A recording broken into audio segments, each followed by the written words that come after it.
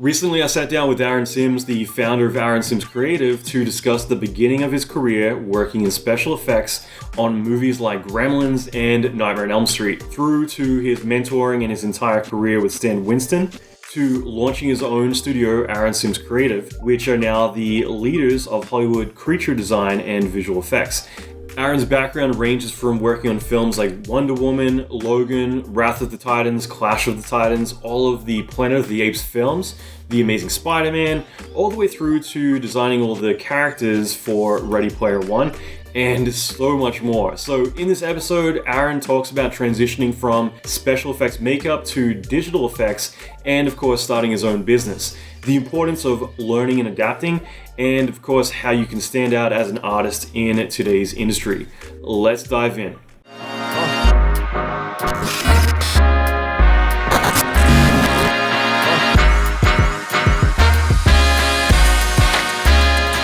Do you want to quickly introduce yourself?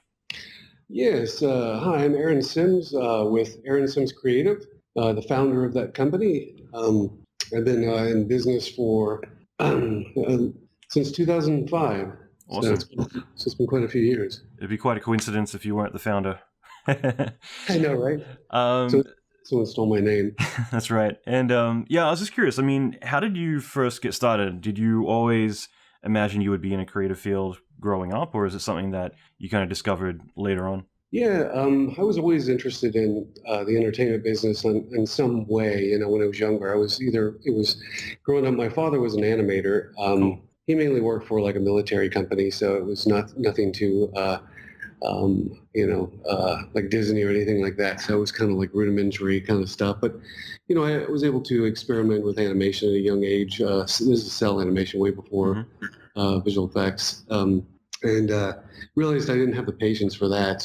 But I was definitely interested in illustration. So I kind of like focused mainly on that and finding ways of trying to, figure out what the career was going to be. But I knew it was going to be as an artist.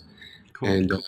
And I was living in Texas, so it was, there wasn't too much out there as far as anything except for drilling for oil, I think. But no, there's a lot more than that in Texas. So, but just for myself, there wasn't. I realized I had to either move to California or New York and go to school, and I decided to move to California right out of high school and pursue some sort of industry or education in the art field. That's awesome. I mean, just to touch base on that for a second, but for you, right out of high school, what was that experience like moving to another city? Because again, I think it's so critical that most people need to really go where the work is and really immerse yourself in that environment with other people. But it's always intimidating, especially in your younger years, to kind of take the plunge and do that. But it's also pretty impactful. Oh, yeah, for sure. It was exciting, but also very, intimidating and scary because my family is, and they're still all there. Every time the holidays, Thanksgiving, I always go back home to see the family in Texas, and no one's really left except for myself. And, and this is, I left in the 80s. So it's... You're that guy they still talk about. Yeah, there's a kid who left here and went out to Hollywood. Yeah. Yeah, luckily, I was able to eventually find a career and make a, good living doing what I want to do. So... but yeah, it was definitely a little intimidating at the beginning, and also not knowing exactly what avenues to take and what that profession was really going to be. I just knew it was going to be some form of art, and my dream was to work on films. But that was I was trying to be realistic, and it was mainly going to be an illustrator for books or possibly movie posters, or if I got into the industry, maybe it was matte paintings, things like that. That's great. And how did you initially break into the industry? Did you get a lot of resistance in the beginning, or did you go straight out of college or school? No, it was actually it was a high school friend that both of us used to do little short films on Super 8, which is kind of cool to look back on now. I mean, they're very crude, but he was always really into makeup effects, prosthetics, and so he was always taking live cast of me and others, and doing makeups and stuff on us. And he found a career. He was he moved shortly after me. While I was trying to pursue education and also just getting a job at Tower Records, which obviously doesn't exist anymore. But I was working at Tower Records doing their displays. It was, the a big record store at that time in the 80s. Yeah. And then I got a call from him saying, hey, we're working on this H.P. Lovecraft film, doing these monsters that are about to start up. And, we went to high school together and you always did all these drawings of creatures. Would you want to help, design some of these characters and creatures? I said, absolutely. So I was able to get in, basically it was, it's one of those things. It's who you know in the industry. It's that was the doorway open. After that, it was, I was, working on that project, and it was From Beyond. The movie was From Beyond, and there was all these weird H.P. Lovecraft looking creatures. So he designed them, and then the showrunner on the show was asking me if I've ever sculpted in clay before, and I said, well, I've done a little bit here and there, but not much. And he says, well, you want to give it a shot and sculpt one of your designs. And so I did that, and he goes, hey, you're pretty good. You might as well just, keep going on some of the other stuff, and taught me every, like molding, casting, painting, the foam latex, all that stuff. So that was kind of I realized, okay, this is my way in. This isn't exactly what I was thinking when I was, a kid, like makeup effects, even though I always loved creatures and designing them. I just didn't think there was a career there. Yeah.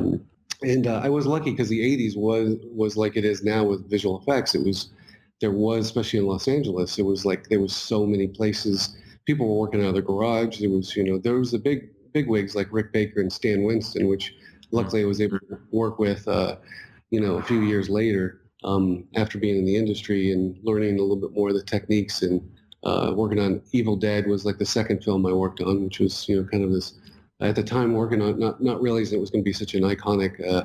Such a low budget film at the time, wasn't it? Yeah, it was really low budget. And it was a lot of fun. I learned a lot, and I worked on a lot of the strange sequels back then. There was Evil Dead 2, it was Fright Night 2, it was there was some other stuff. So many of those, Nightmare on Elm Street. I spotted that earlier, that you worked on Nightmare on Elm Street 5. Actually, what did you do for that? I'm just curious. I was working for Steve Johnson. He was a really well-known makeup effects artist, very talented, had his own shop, and he basically had me help out with some of these bodies. There was the souls that were actually pushing through Freddy's his body. I don't know if you remember that scene, but it was. Yeah, I was probably 7 or 8 at the time. I was obsessed with all horror films. I had seen that to death. So yeah, I remember exactly what you're talking about. Yeah, so there was actually actors with and there was this stuff called dental dam, which is like this kind of rubber that was translucent, and you could actually, and the performers were pushed up against it with makeup and stuff, but there was also these little tiny arms and stuff that were coming off of Freddy Krueger, so I was helping with that and helping with a few other things on that project, but it was a lot of fun, and that was eventually a lead into Rick Baker, which was a multi-Academy Award winner from American Werewolf in London, Harry and the Hendersons, and eventually Men in Black and all the others that I was able to work on with him. That's so cool. And yeah, what was that like in your earlier career, prior to starting ASC? What were some of the big highlights that you found really challenging projects, things like that? Well, the thing is, it's the curveballs that happen in the industry that you don't expect. Part of it is that you have to change and evolve with it, and that was something that I think I learned. Like I said, when I moved out to California, I was kind of open-minded about my career, as long as it was art-related and I was doing something where I was drawing, and I would love to do creatures, mainly illustrations of science fiction books or whatever. But I was able to find a career that was happening, that it was even, I could do that same thing, but also do many more things, and also just be able to get myself into the film industry early on in my career. And so what I realized is that every few years there was a major change. Like in makeup effects, it was really simple when I started. It was just prosthetics. Then it became animatronics, and that was, Stan Winston was really well known for the animatronics, for doing the, Jurassic Park dinosaurs, and so it's kept evolving, and that was how you had to stay alive, and that's how you actually kept moving and being a part of the industry. And that was something I learned, early on. And actually, a lot of people do have issues with big changes, when changes happen, and they're very comfortable in what they do for, as a sculptor or whatever, then they don't want to get into visual effects because they feel like they're having to relearn everything. But what I found is that the tools are the only thing you have to learn. You're still the same artist. And that's what was always exciting about the evolution of technology, and as things changed. And so, that's, now here at ASC, we're doing visual effects, and I learned it right after Jurassic Park. I taught myself that. Now I'm getting into VR and AR. So it's like all these new technologies. I embrace them and I learn them because I feel that, one, I get excited about learning something new. The others, I want to be relevant. As the future starts to change, I want to change with it. That's brilliant, because you're right. Like, I've interviewed a few animators who were originally at Disney, and then when Pixar happened, and even there are a few people who are at Pixar, and it's just like, okay, do you put down the pen and pick up the mouse, and how intimidating that is, and a lot of people have that resistance. And you're right. Like, I think that being able to adapt and constantly even seek out the next innovation so you can be ahead of the curve is such a pivotal part.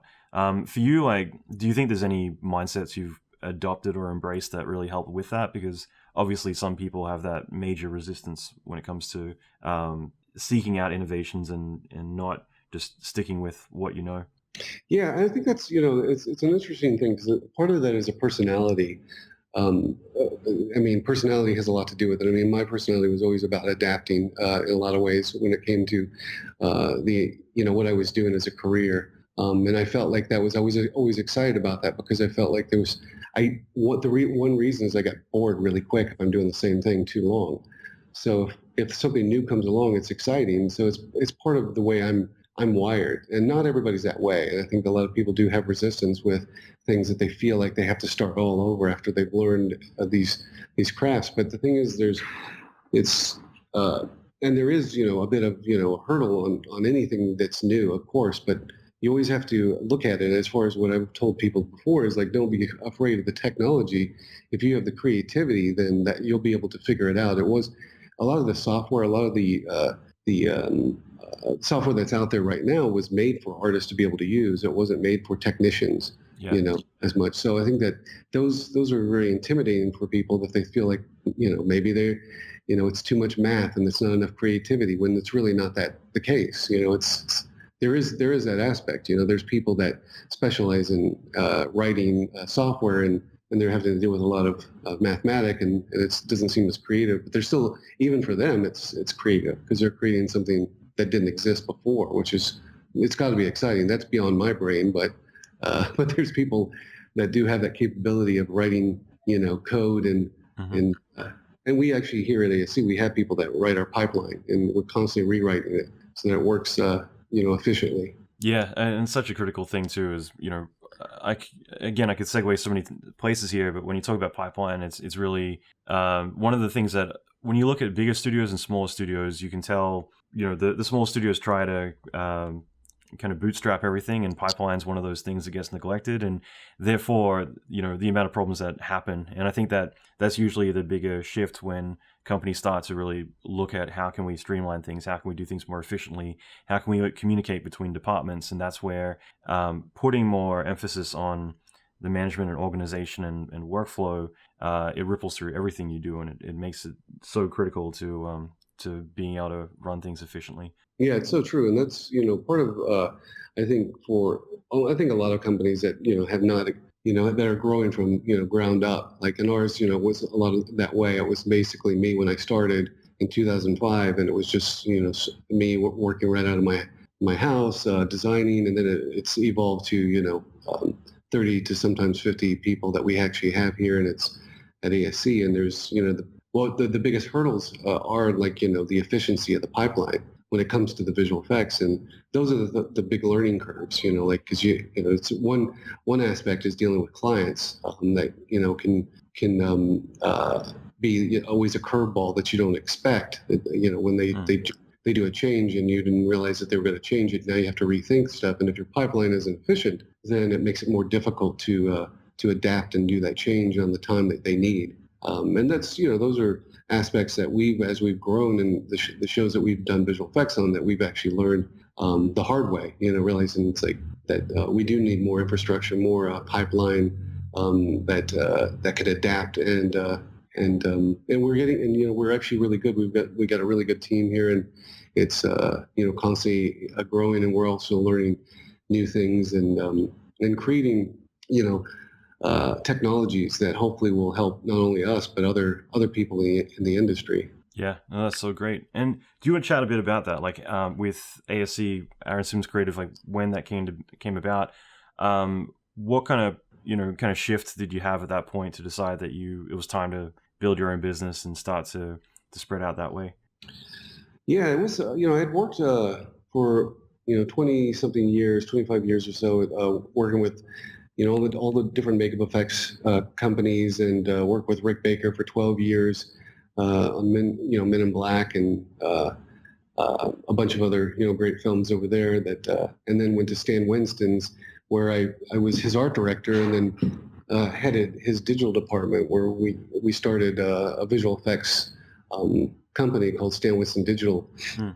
And it was, it was difficult. That was a difficult challenge because Stan really wanted to. He actually helped create Digital Domain with James Cameron.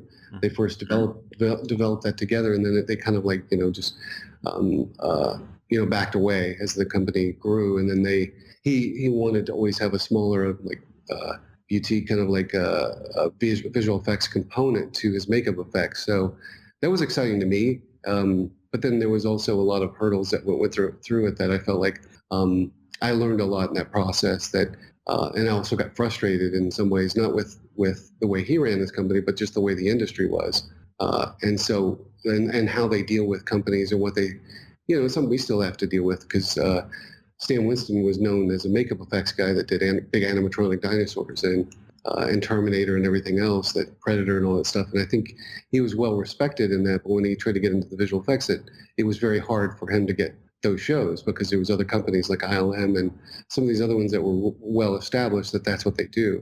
And that's part of that's probably the hardest part of change for a company that's already established to what they do, is breaking out of that mold from the studio point of view. Right. The studio, they don't want to take the risk. It's like, well, you know this, but you don't really know that. That's something new. And it's like, but it makes the most sense. Someone that's creating something practical to be able to take it all the way to the finish, no matter what that is, if it's visual effects or practical. Yeah. Sorry to interrupt. I'll just say, like, as you said before, like, you're creative no matter what area that's in. It's, you can evolve to other areas, but yeah, you're right. There is so much resistance there. Yeah, and it was interesting. So getting back to why I left and why I started my own company was, I was frustrated because of, we weren't getting, I guess the respect from the industry as far as, like, visual effects at stands. We were doing some fun stuff, and some bizarre stuff too. There was a few shows that was a lot of fun.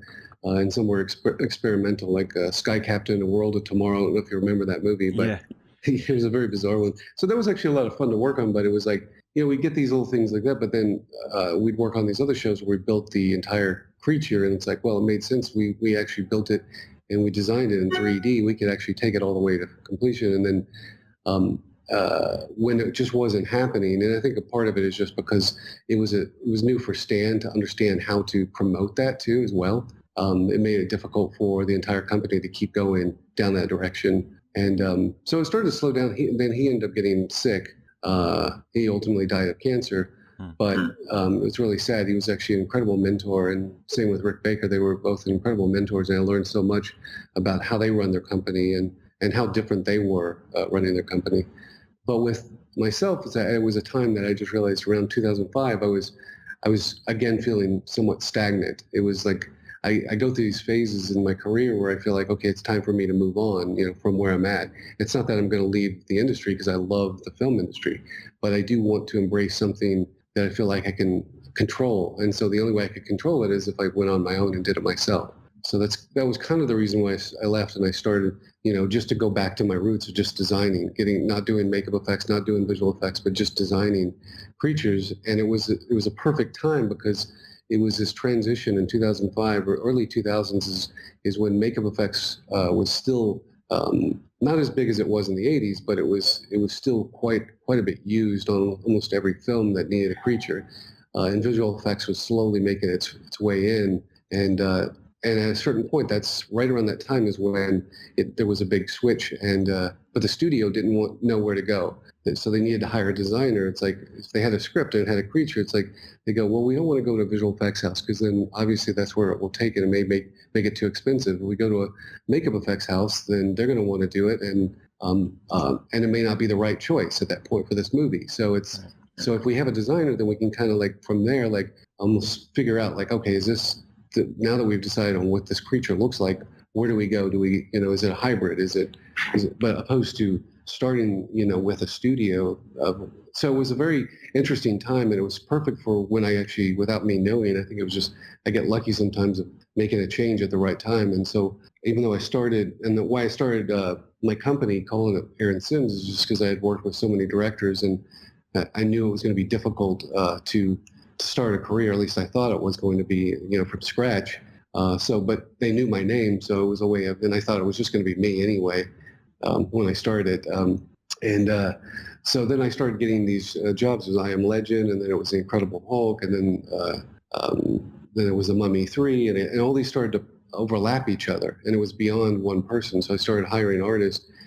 Some of them were working from afar, some would help me at my place, and then eventually I had to get a little office, and then it just kind of grew from there. And every few years we keep expanding, and it was around I guess it was about three years ago. I think it was about 3 years ago when we really started focusing on visual effects. And that's because the company grew big enough to where we were actually giving designs to back to the studio that they would give to a visual effects house, and then no offense to the visual effects house, they always did great work, but they would change it a little bit, and the director would always say, well, it looks different than your design, and that frustrated me as well. So I thought, well, why don't we just go just take this design all the way to the finish. It's like I had the background doing this, so let's just get the right people in place, and that's where we started our, which you've probably heard of, is sketch to screen workflow. Right. And that's the idea of sketching, designing something from the ground up, sometimes even before a script. Sometimes it's just an idea, working with a studio or director or producers, and then helping the script be, kind of designed around that. Sometimes we actually help the writers come up with ideas they didn't think about through the design process. But through that, as well as we kept, influencing the look of it and doing previs all the way to visual effects. So we actually ended up doing the whole sketch to screen. That's the whole aspect of it. But the idea of working closely with the creatives early on and making sure that the design is going to be executed a certain way, and we could actually help that process to make sure it's done efficiently and not having to start over from scratch. Yeah, no, I love that. Like, I think it makes so much sense because you're right. Like when you've got two separate departments, and especially when they're technically in different phases, one's in post and one's in production, it's very hard for anyone to have ownership if there's separate parties involved. So having kind of a third party, one that's solely taking ownership of that and overseeing it, allows for that continuity. So that's really cool. Like, again, it sounds like you've been in such an amazing time where there was such big shifts in the industry. So it sounds amazing.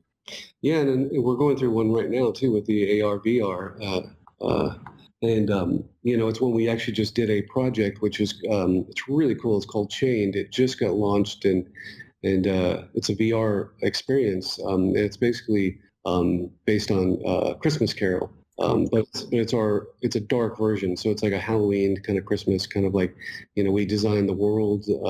You're basically like Scrooge, and you go through this process. You experience all the spirits from the past, the present, the future, and it's a really incredible experience because it's also done with an actor, a performer.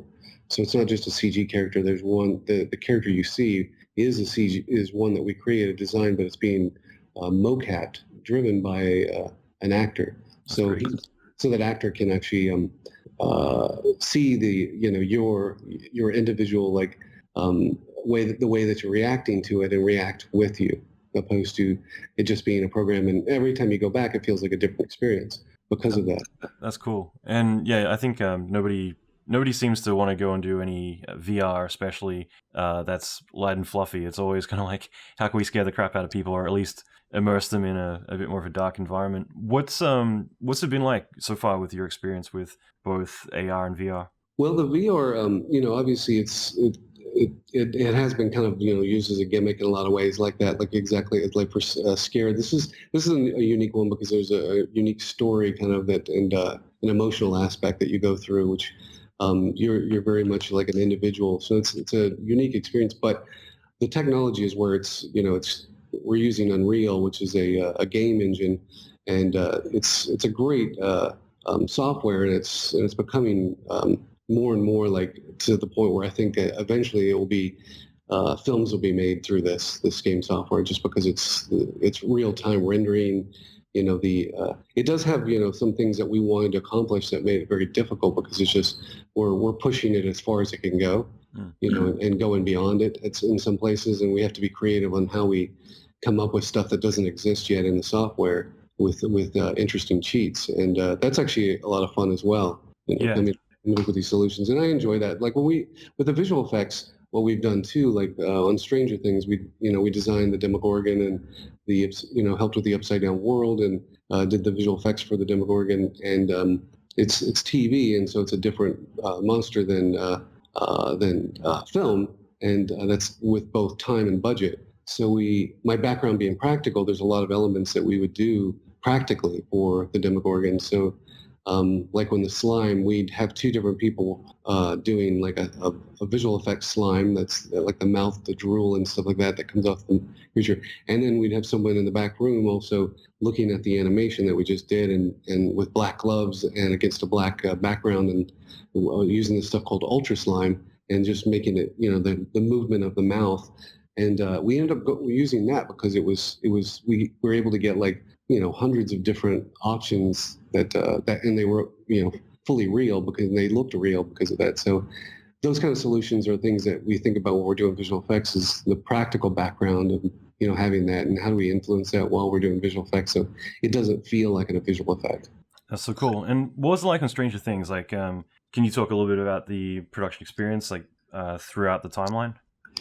Yeah, I think, well, how it was, we were brought on, I worked with the Duffers before. They worked on this other film. It was a Warner Brothers film called The Hidden, and we helped them out with some visual effects at the end, and did some designs in post after, which we get hired a lot on projects. Sometimes they'll hire us at the very beginning, and we can do our whole sketch to screen from the workflow, or sometimes we become the fixers that go in and fix something at the end. So we kind of helped with them on one of their projects. And then right after that, they got the Netflix Stranger Things. And at that time, it was called something else, because it's always something when you're working on something that's got like a mock name. And there was, very little information. It was basically, they said, hey, could you help us design this monster? And then and I asked him, because there wasn't that much description in the script. It was basically just a tall, slender character that has to eat people and has no face, and that was really it. So then I asked him if they had any ideas, and they said, no, just do something cool. And so I ended up doing, it allowed, me to be creative and help guide some ideas that we haven't seen, like, a weird flower mouth kind of a thing that, and I think that's, that was the one they chose. We had a bunch of different ideas about different, like, face with a bunch of teeth all over it, but then it was just having something that kind of had the kind of flower petals all closed up to open up, was something that really resonated with them. Yeah, that's great. And with that, we helped with, the Upside Down World, working with a production designer, coming up with, the look of that early on with some early concepts. And then with the, they really wanted this to be, because they really wanted to embrace the 80s on every level, like the music, you can tell, like the feeling, and also the way that it was created. So they really wanted this to be a guy in a suit. And there was a guy in a suit for a few of the episodes on parts of it. But then it ended up in the script. There was so many aspects that it was just like, well, you can't do that with a guy in a suit. You can't have him break through a wall and it's going to be exactly what we designed or what you want. So we did a little test, doing, a test of the model that we designed it with, which was, kind of a early, I guess, asset that eventually became the asset that we used for the movie, for the show. But we did a test of it breaking out of the wall, and once they saw it, they says, okay, this is it. You guys need to help us with all this stuff. So it became that whole, even though we knew we were going to help with some visual effects, we thought it was just going to be some cleanup here and there. But then it became these really, especially on the last episode, where it was just the Demogorgon. It was almost all CG for that, which was never in their mind never the thought. And even though we said that early on these are probably going to be the things you may want to think about, we're not. Part of our thing is just to help support. I don't want to tell anyone how to make their movie or their show. It's just that how can we help each other? And that was it was a great experience because it evolved and as it went too. But and it was great being able to be on it from the beginning to end. No, that's so cool. Like, how often do you get creative freedom in that way to, go make something cool rather than kind of be confined within, certain boundaries? It's really rare. I wish, there was more opportunity to do that. We were lucky with, we worked on Ready Player One with Spielberg. I love that you're 2 steps ahead of me. It's just like every segue from Stranger Things and everything else. You're already calling it out. It's great.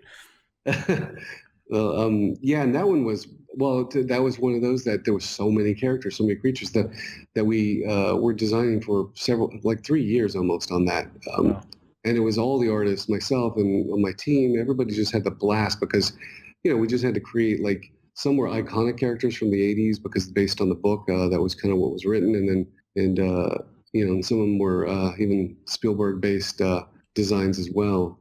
So it was a lot of fun to actually work on some, these characters and creatures and really kind of have a total freedom. The tougher ones were really the main characters, which, there was a few that we did, tons, I think hundreds of designs for the main characters. But a lot of the other characters that were just kind of fillers, it was almost like a one-off. It was like, oh, that's perfect. Now we'll realize that. And then we would work closely with ILM and for a lot of those and create the final asset. Like once it came from a design that Spielberg approved, then we would actually start creating the asset that to ILM specs and within their pipeline. No, that's awesome. And just to talk a bit more about Ready Player One, but again, like having that freedom to kind of dig into the past and kind of pick up all the nostalgic things that you can reference. Like, what was the process for that? Was it just like, let's nerd out for a couple of weeks or months and relive the '80s, or how did you kind of seek out all that reference? Yeah, some of it was that way. It was like, but a lot of it was, it was kind of given to us like, here's a bunch of characters from this, that we would like you to mess around with and re-envision. Like, there was the Iron Giant, there was Mecha Godzilla, and those were already like kind of established in the book, or or at least in the story. So we knew we had to create versions of those. And then there was a bunch of others that were just like, we'd make up names for a lot of the characters that we created that were just, kind of that same feeling. Like it was just each artist actually had his own name for each creature, which was a lot of fun for them. But yeah, it was a complete nerd fest with everybody. They were just, looking at old stuff. How can we, there's old video games from the '80s that we had to, create realized versions of those, and Yeah. so it was a lot of fun. I still got to watch it a few more times to catch everything, because I think every single time you watch it again, you're catching a few new things that were planted in there. So yeah, that's so cool. Yeah. And again, like you've got such a vast amount of history working on so many iconic films, so it's kind of hard to pick and choose any. But I guess like randomly, I'd say Wrath of the Titans. I'm kind of curious about, because again, a lot of that's kind of a reference to Harryhausen. So what was the process and the experience like working on that project? Well, I worked on Clash and Wrath, so it was so both of those, and they were, Clash was a lot of fun working with Louis Leterrier. He was, we worked together on The Incredible Hulk as well, so we had worked together on a few shows, and and it was always each show we worked on was just this, kind of leaps and bounds to the next one, and it was a pleasure to work on and understand like how the film was going to be created based on the vision of a director's point of view of Harryhausen, which I was a big fan of. I mean, I loved Harryhausen's Clash of the Titans and also Jason and the Argonauts, and I think Jason and the Argonauts was one of my favorites, but it was really cool to recreate some of this stuff and reinvent it. Like Medusa's always been like such an iconic character through time. I went to Denmark just recently, and I went to one of the museums there. It was incredible sculptures, and a few of them, there were so many like Medusa sculptures, that were incredible. And there's one I had never seen before that was so powerful. It was like, Perseus on top of Medusa before he cuts her head off. But it was an incredible sculpture. It was so much life. And that was even more alive than anything we created in the movie. It was like, when I saw it, it was just like almost in tears of the emotion that must have been felt by the artist when he was creating it. But it was a lot of fun to create, like, Medusa and in a new light. I mean, it's hard to like compete with something that was so iconic with Harryhausen. You want to do it justice, and a lot of it was, for that particular film, it was really like, focusing on what Louis wanted, the director, what was his vision. We would spit out a bunch of different ideas and looks and stuff, and it was really, he needed to hone in on what he wanted to feel like for the story. And the Kraken was the same. It was coming up with something that we did so many Kraken designs. It was amazing. Like, is there an official look for the Kraken, or is it just like very, interpreted? As far as like, the mythology of the Kraken, something like that. Well, there's old paintings and stuff, but I don't think there's really, and obviously Harryhausen did his version, which was, it's a sea creature. So there's some, base stuff that's we started to base some of it on, but I wanted to go a lot further, because a lot of it's just so simplistic in a lot of ways that, if you did that in a movie, then it would fall apart. You need something, which I think that it was interesting, because we actually had some really interesting, simple Kraken designs, and it started off as almost even, kind of more octopus-like, and it just kind of evolved. But there was a version that just had so many elements to it, so many different creatures all combined, that I think even a studio exec saw it and said, "Wow, that looks like a mess," because there was just too much going on. So we had to take off some of the legs and kind of unify it a bit more. No, that's cool. Yeah, it's kind of interesting when you get to reel back on certain things. It's like too much. But that's so cool. I guess at the same time, like, what is the typical process? I understand every project's going to be different, but for you specifically, when you're approaching a project, I guess, like, literally sketch the screen, like, what's the minutes involved in going through the process of conceptualizing something all the way through to completion? And do you seek a lot of reference during that time as well? Yeah, well, yeah, definitely. I think it's getting enough information up front before you start on a design and a character and or a world or whatever you're creating, and really absorbing from the filmmaker's point of view what they really want. That's kind of the beginning stage, and that doesn't really take that much time. It's just having a meeting and sitting down and talking to them and reading the script and understanding, asking questions based on the script. And then from there, it is, looking at reference. Even like when it came to the Demogorgon, it was a lot of the stuff, like the inside of the mouth of the Demogorgon, was based on a snapping turtle's mouth. If you look inside a snapping turtle's mouth, you'll see the same pattern that we created, because it's just, even though these are, if you look at it, if you Google snapping turtle, it's not necessarily teeth that's in there, but they look like teeth. There's just these little membranes that help push food down, I guess, its throat. Wow. But it's very, but there's a really horrific, nightmarish type of pattern that's created within that mouth. And so looking at nature is always something we always do to create something, because that's just something as humans we identify with, more so. If it gets too abstract, a lot of times it's hard to have a feeling what you're trying to emote from that, because it just doesn't have anything that that's part of the challenge a lot of times doing new stuff. And on a project, a lot of times, and what takes a long time to design is every client wants something new. They want something new and fresh, and sometimes there's only so many ideas. It's how you combine them, to make them feel new. And if you go too far, then it's like I said, you can't identify with them, so they lack any type of emotion of any sort. So they're useless as. And the thing is, there is films that you'll see stuff that's like so bizarre, and you go, "Wow, that's really bizarre," but I don't know what I was looking at, and that becomes good in some ways. It depends on the type of film. Especially if it's a H.P. Lovecraft type of film, or if it's something that needs to evoke an emotion or a fear. There's certain things that sometimes just teeth are enough, like just a glimpse of teeth. Like we identify with it. Yeah, that's great.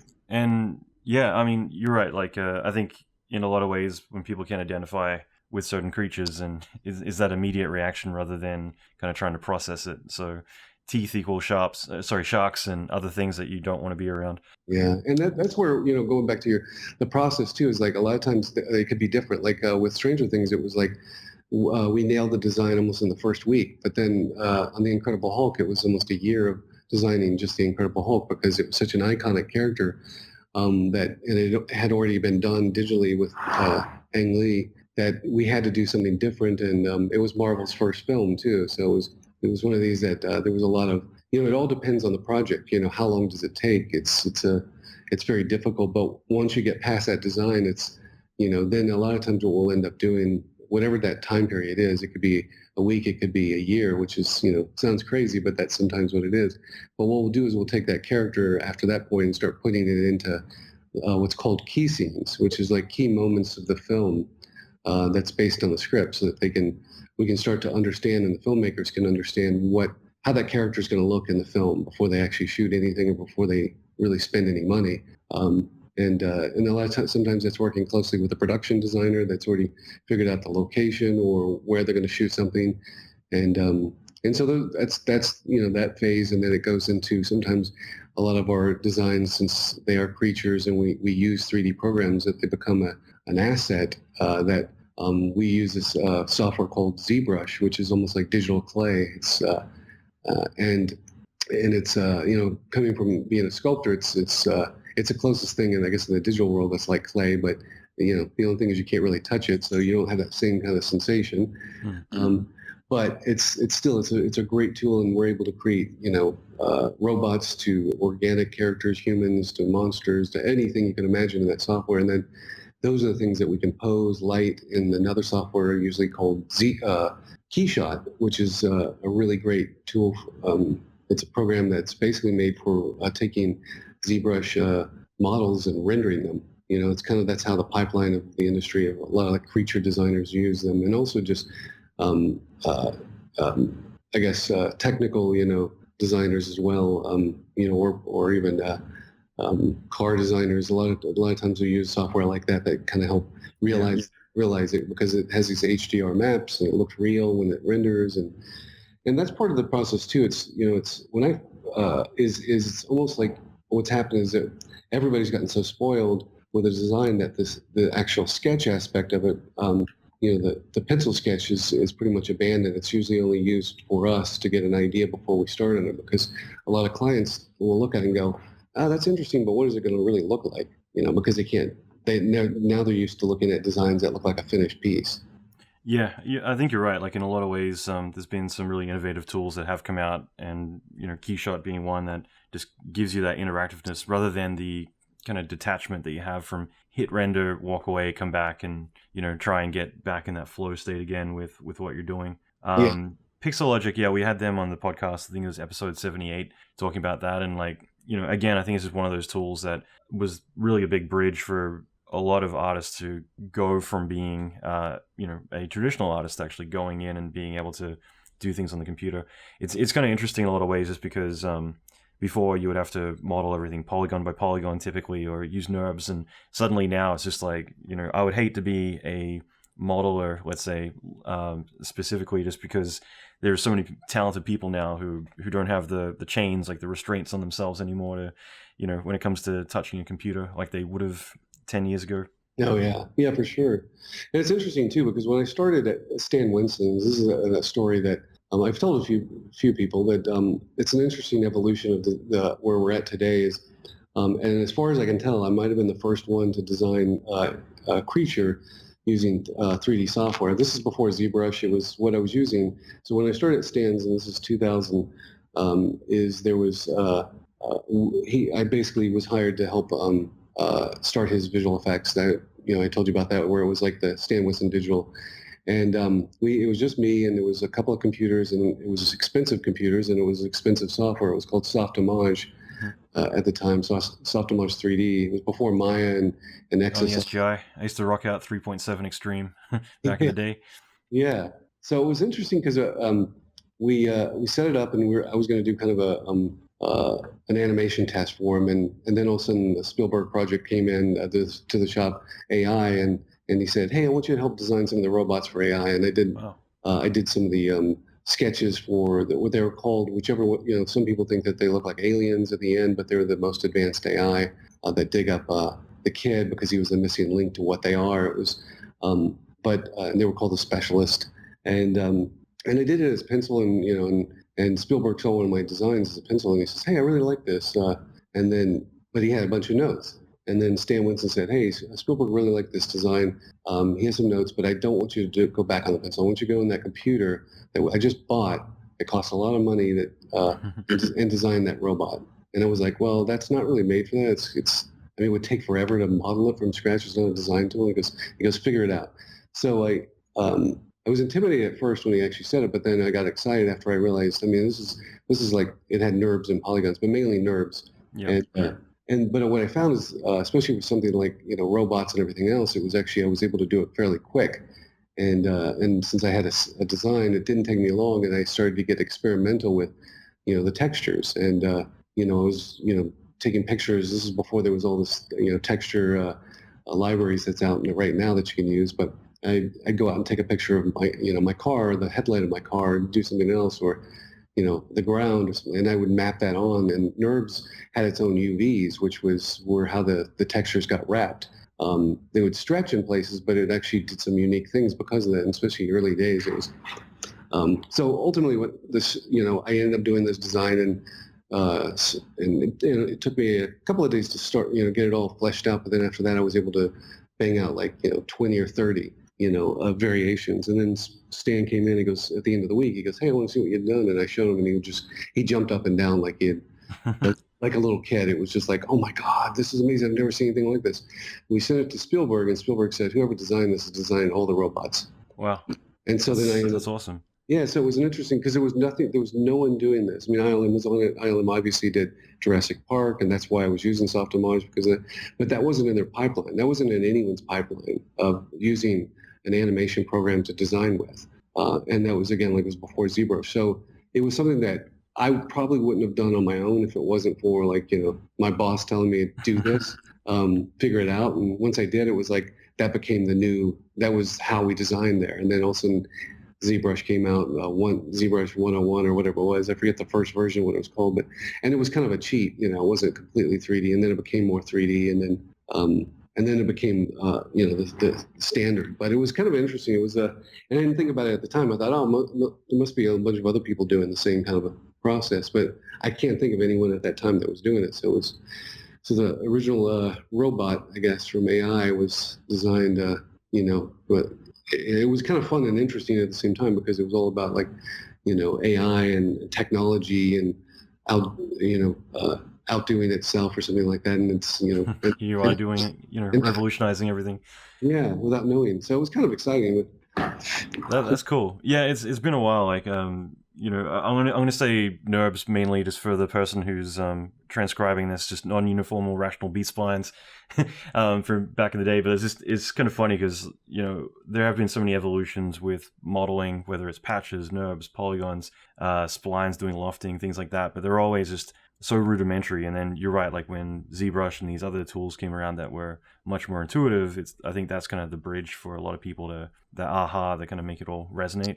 But yeah. I imagine like prototyping a lot of things with NURBS as your initial design tool would have been pretty heavy to do it at the time. Yeah, it was, the thing is with the fact that it was robots too, was like, it was easy to just kind of like, I didn't have to connect it to anything. It was just, making a shape, and then either I added like, an extra curve to get a hard edge. But a lot of the robot designs did have a lot of curves to them, especially the ones at the end that were alien looking based. But it was interesting, like I said, the experimental aspect of just throwing textures on, and that was the one thing that I really started to resonate with, because I realized that was something I was able to do in the real world, because I wouldn't spend the time and risk of designing something, because my mind wouldn't think that. But the computer has its own, like if you throw something at it and then you have something built, like what does this texture look on top of it? How does it wrap around? What does it do to the form? And And most of the time it looks like crap, but sometimes you go, wow, that's a happy accident. That's pretty cool. And if I modify it here, then it's something very different and original. And even with that, some of the textures that were created, like just in that random way, was ILM ended up using that same look in the movie. So it was kind of fascinating to see, like, even those experimental things found its way all the way into the film. Yeah, I love it. That's so cool. And I want to be respectful of your time, so I'll just ask a couple more questions. But can you talk a little bit about the ASC Masterclass? Yeah, so the master classes, what we found a lot of times, and Noman, I'm sure you've heard of Noman. Yeah, no, Alex. Yeah, Alex is great. I've done a few Noman DVDs, and I'm actually just about to do a Noman and ArtStation Cool. piece. It's about creature designs that will be launched, I think, in March, so everybody can see that. But I've realized a lot of times that when people won't come to the work in our office, they've gotten a lot of education, some great education at Noman, especially that's where a lot of artists have come from. Not all of them, but a lot of them, because they do a very good job of educating them for the most part. But there's a lot of aspects of things that we, as a company and myself have learned of things to think about. And it's more methodology. It's not necessarily like, here's how you here's how you use the tools, but it's here's how you think about what you're doing as an artist when you're given this task. And here are the things that we do here as a company to kind of make that easier. And part of that is one, it's a branding thing for us. That's one aspect. The other part of it is that it's a way of, like, educating people if they do want to work, especially for us, that they're educated, on the workflow.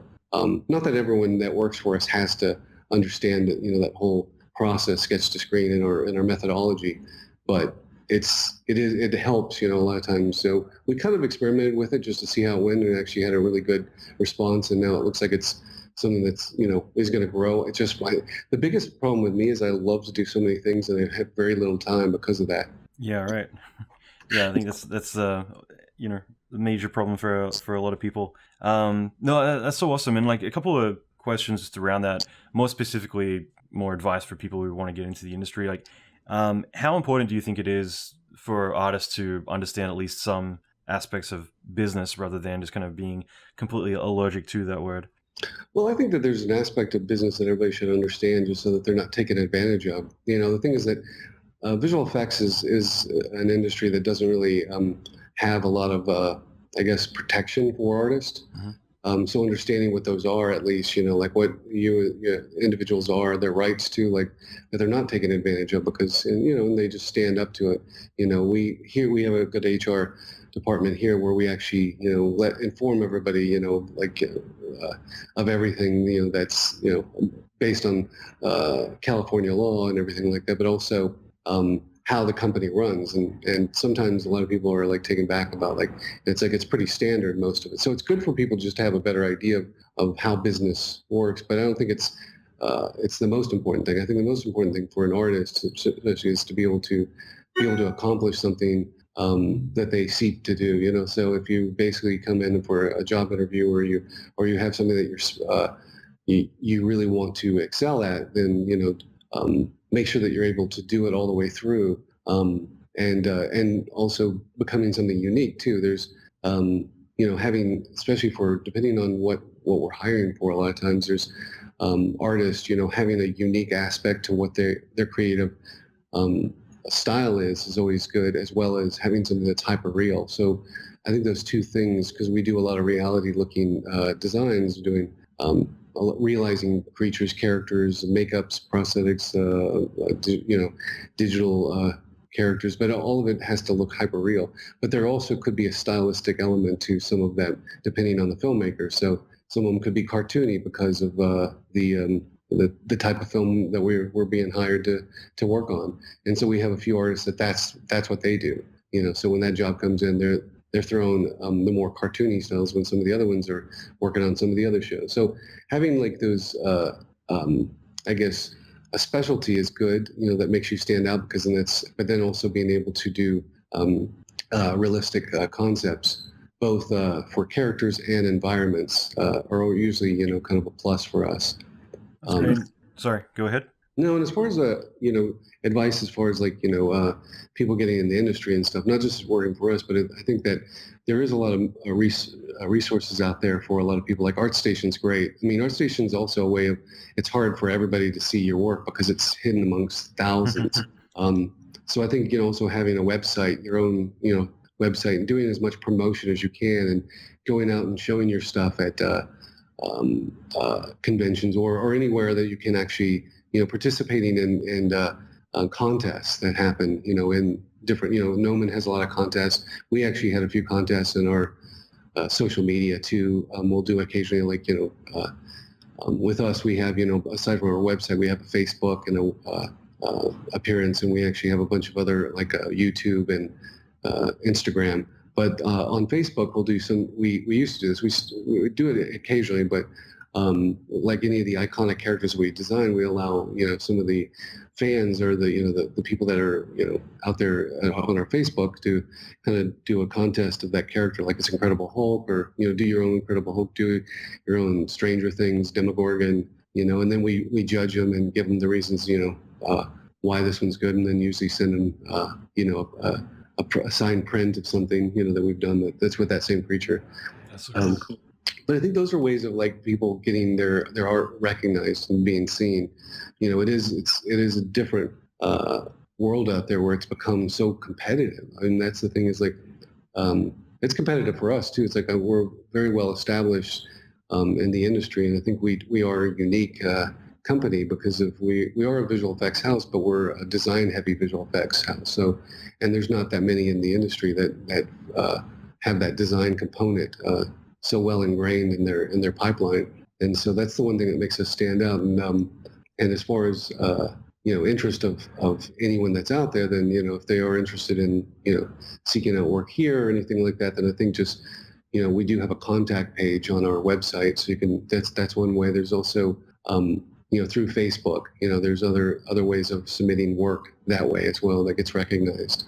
That's awesome. In fact, just to touch on that, like, what do you think are some ways that artists could stand out or be able to capture your attention? Because obviously, if you have a lot of applicants applying for work at your studio, what have been or could be some really unique ways that people are able to kind of capture your attention and stand out from the crowd? I think it's just a lot of it. And it's it's one of these things that the one thing that's we have a lot of creature designers here at ASC, and which is great because we're doing tons of creatures, but there's not we don't see a lot of in the stuff that we'll look at creature work all the time, and it usually the ones that stand out to us are the ones that's the most realized, the ones that you can tell that a lot of thought went through, and that's where the ones through like Facebook, or if they submit stuff through our contact page, that we'll look at and go, okay, wait, this is someone that we need to look into.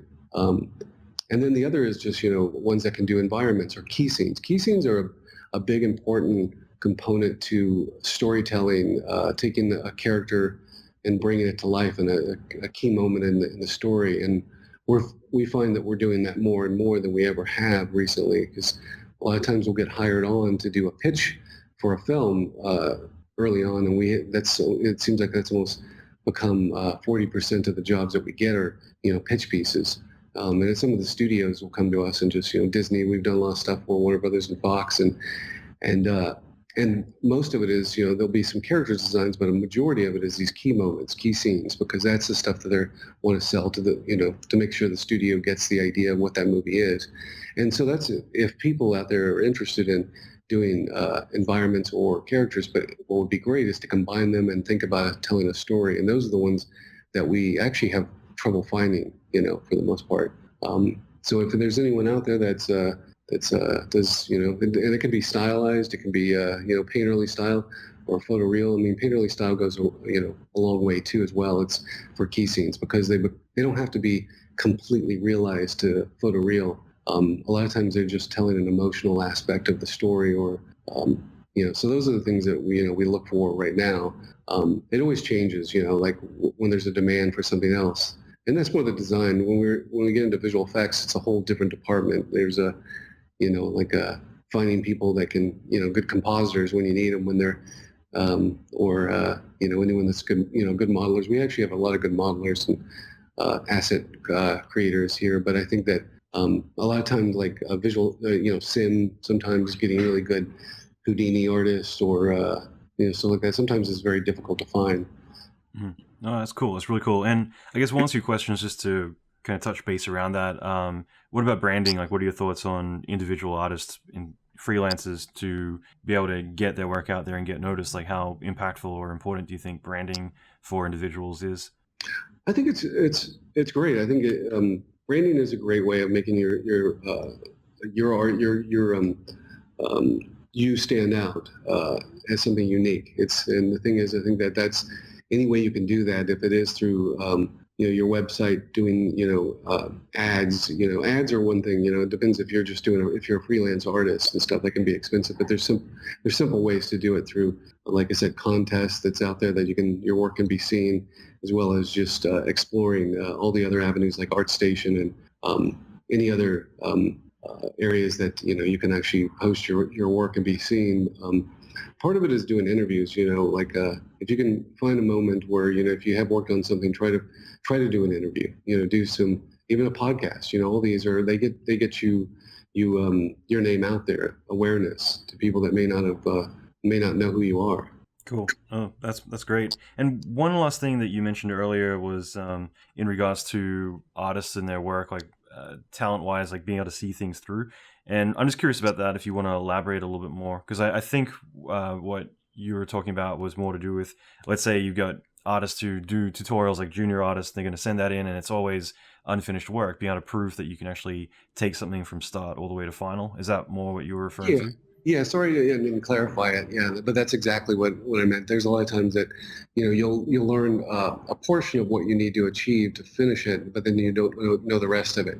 I think that's a very important part of having a job and keeping it, is being able to complete the task by knowing every aspect of what you're trying to create. Not just one component of it, but the entire thing. And that sometimes, schooling can teach you that, but that a lot of times it's just that you have to have the experience doing it to understand, that how far you have to, take it. And I think learning, what we found too, that's very important for especially a smaller company, visual effects, a company like ours is generalists that have, a major strength.